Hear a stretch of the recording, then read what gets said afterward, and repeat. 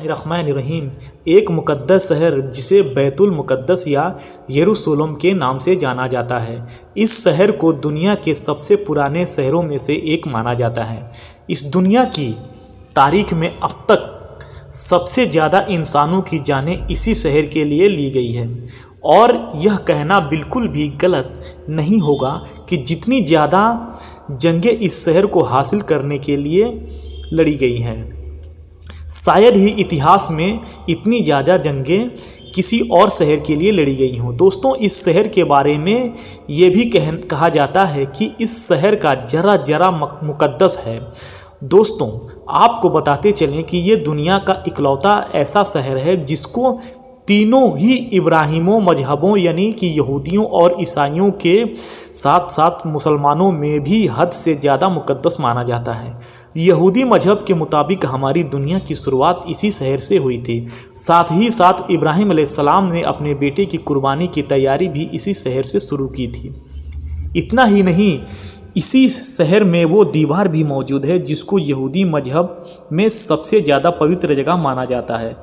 यह वही दीवार है जिसको वेस्टर्न वॉल कहते हैं और ये दीवार एक गिरिया के नाम से भी जानी जाती है। आपको बताते चलें कि ये दीवार उसी हैकले सुलेमानी का बचा हुआ बाकी हिस्सा है जिसको हज़ारों साल पहले हज़रत सुलेमान अलैहिस्सलाम की तरफ से बनवाया गया था।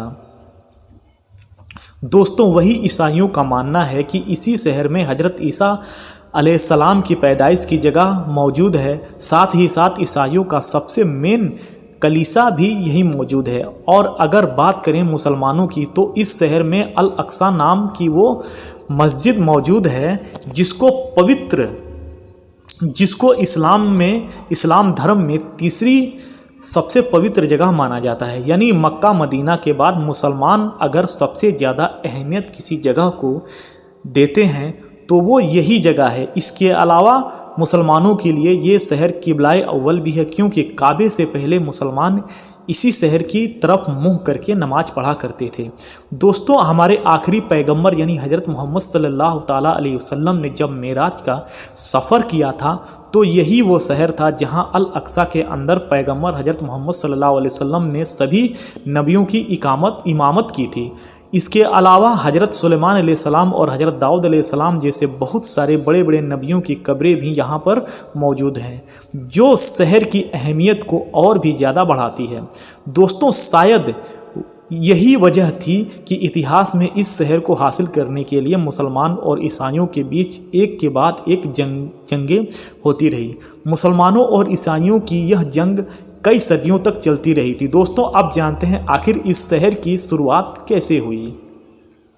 आज से तकरीबन 7000 साल पहले भी इस शहर के अंदर इंसानी आबादी हुआ करती थी जो इस शहर को पुराने शहरों में से एक शहर बनाती है। इस शहर को सबसे पहले हज़रत दाऊद अलैहिस्सलाम ने फतेह किया था। ये वही दाऊद अलैहिस्सलाम हैं जिन्हें यहूदी और ईसाई धर्म में डेविड के नाम से जाना जाता है। दाऊद अलैहिस्सलाम ने इस शहर को फतेह करने के बाद इसको अपनी सल्तनत की राजधानी बनाया। हज़रत दाऊद अलैहिस्सलाम ने इस इलाके पर तकरीबन 33 साल तक हुकूमत की थी। उसके बाद उनकी यह हुकूमत उनके बेटे हज़रत सुलेमान अलैहिस्सलाम के पास चली गई। यह वही हज़रत सुलेमान अलैहिस्सलाम हैं जिनको सोलोमैन के नाम से भी जाना जाता है। सुलेमान अलैहिस्सलाम ने ही हैकले सुलेमानी नाम की मशहूर इमारत को भी बनवाया था जिसके अंदर ताबूते सकीना को रखा गया था। दोस्तों, ताबूते सकीना हद से ज़्यादा खास हुआ करता था। इस संदूक के अंदर पुराने गुजरे हुए नबियों के तबरुकात रखे हुए थे। दोस्तों, हज़रत सुलेमान अलैहिस्सलाम के चले जाने के बाद इस शहर में बहुत सारे उतार चढ़ाव आते रहे। इसके बाद 598 BC में यानी कि हज़रत ईसा अलैहिस्सलाम से भी तकरीबन 600 साल पहले बाबुल के बख्ते नसर नाम के एक जालिम बादशाह ने इन लोगों के ऊपर हमला कर दिया। यरूशलेम शहर पर हमला करने वाले बख्ते नसर थे।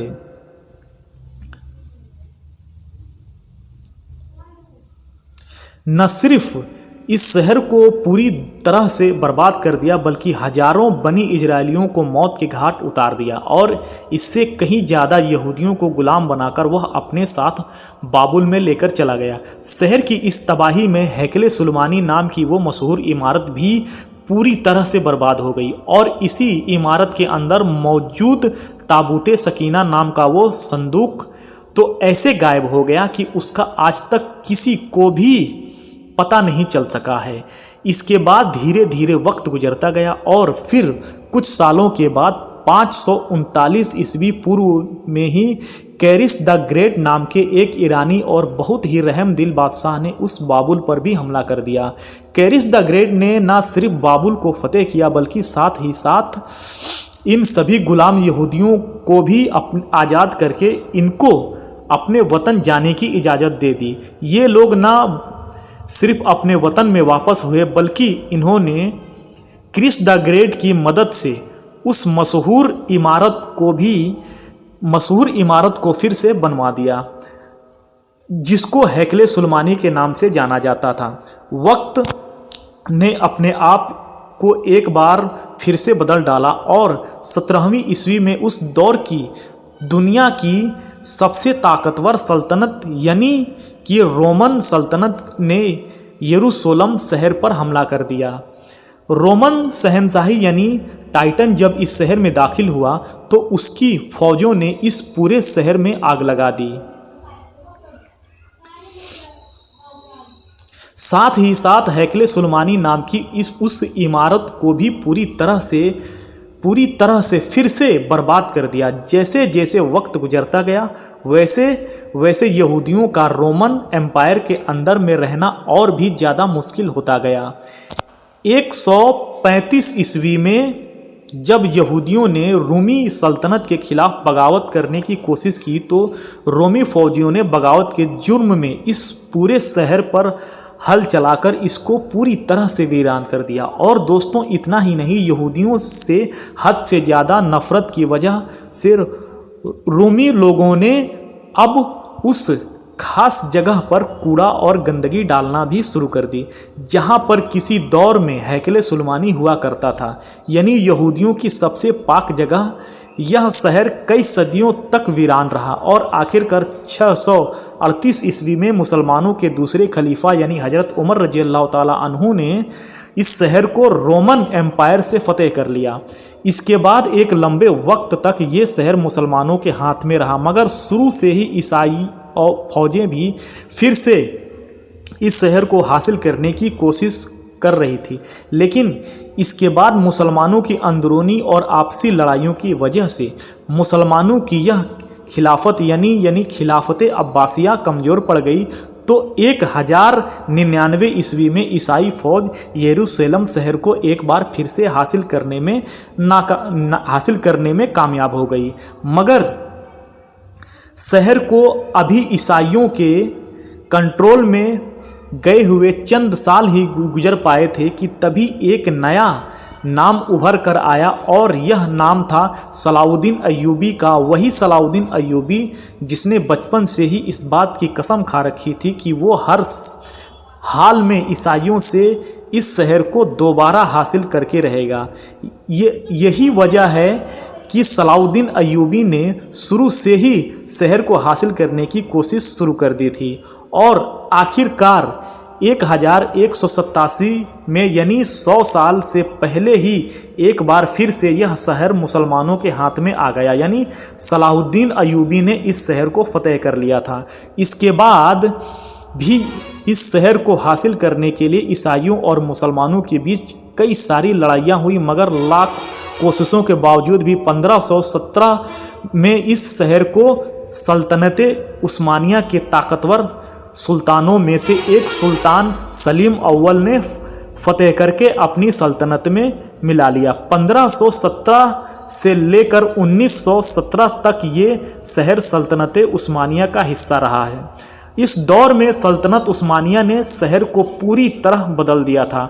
सल्तनत उस्मानिया के दौर में ही यहूदियों ने इस शहर में आकर अपनी अलग अलग रियासतें बनाने की प्लानिंग शुरू कर दी थी, लेकिन सल्तनत उस्मानिया के आखिरी सुल्तान अब्दुल हमीद सानी उनकी इन कोशिशों को अच्छे से समझ गए थे। इसीलिए उनके दौर में यहूदियों की सारी कोशिशें नाकाम हो गई।